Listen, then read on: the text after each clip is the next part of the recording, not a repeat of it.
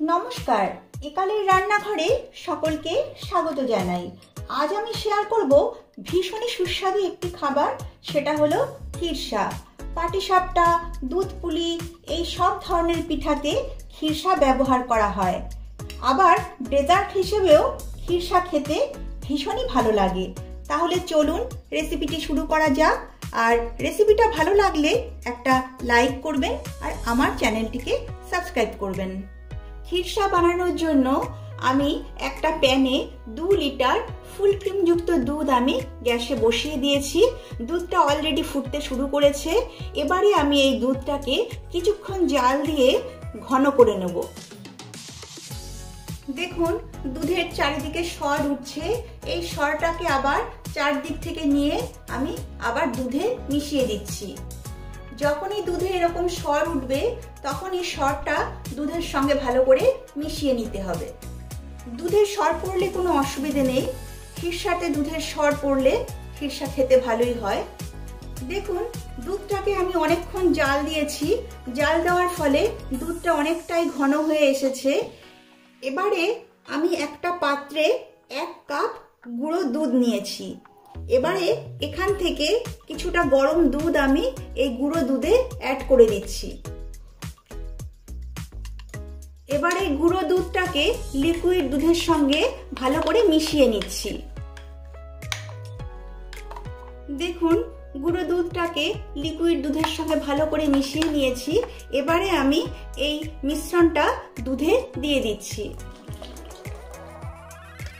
গুঁড়ো দুধটা দেওয়ার ফলে খিরসা বেশ অনেকটাই ঘন হবে আর খিরসার স্বাদও অনেক গুণ বেড়ে যাবে। এবারে দুধটাকে অনবরত নেড়ে যেতে হবে যাতে তলায় কোনোভাবে লেগে না যায়। এই সময় গ্যাসের ফ্লেমটা লো টু মিডিয়াম করে রাখতে হবে। দেখুন দুধটা বেশ ঘন হয়ে এসেছে। এবারে এই দুধটাকে আরো ঘন করবার জন্য আমি এখানে 4 চামচ গোবিন্দভোগ চালের গুঁড়ো নিয়েছি।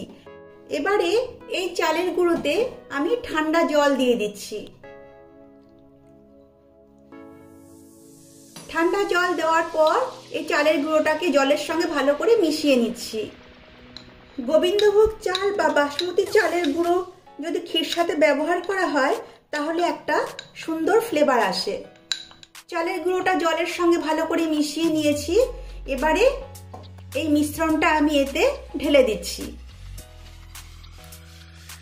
এবারে অনবরত নেড়ে যেতে হবে তলায় যাতে কোনোভাবেই ধরে না যায়, তাহলে কিন্তু খিরসা খেতে ভালো লাগবে না। এবারে আমি 1/2 কাপ খেজুরের পাটালি গুড় অ্যাড করছি। খেজুরের গুড়টা দেওয়ার পর ভালোভাবে নেড়ে চেড়ে যেতে হবে।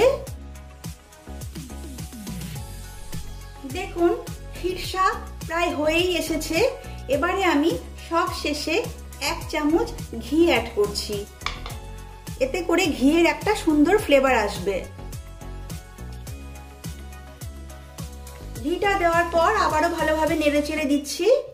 দেখুন আমাদের খিরসা রেডি হয়ে গেছে।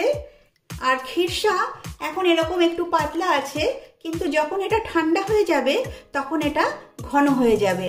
এখন আমি গ্যাসের ফ্লেমটা অফ করে দিচ্ছি।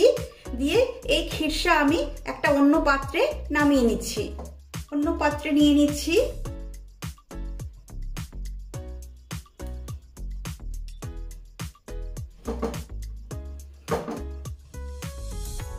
দেখুন খিরসা একটা পাত্রে আমি নিয়ে নিয়েছি।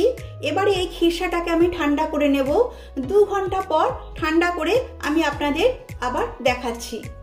2 ঘন্টা পর ফিরে আসছি। তৈরি হয়ে গেছে খিরসা। আমি 2 ঘন্টা পর ঠান্ডা করে ফিরে এসেছি।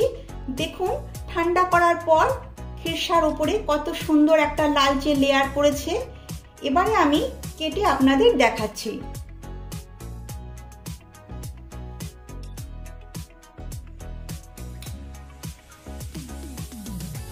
দেখুন কত সুন্দর খিরসা তৈরি হয়েছে। আপনারা এভাবে ঘরে খিরসা তৈরি করুন। আশা করি সকলেরই ভালো লাগবে। ভালো লাগলে লাইক, শেয়ার ও কমেন্ট করবেন আর আমার চ্যানেলটিকে সাবস্ক্রাইব করবেন। নমস্কার।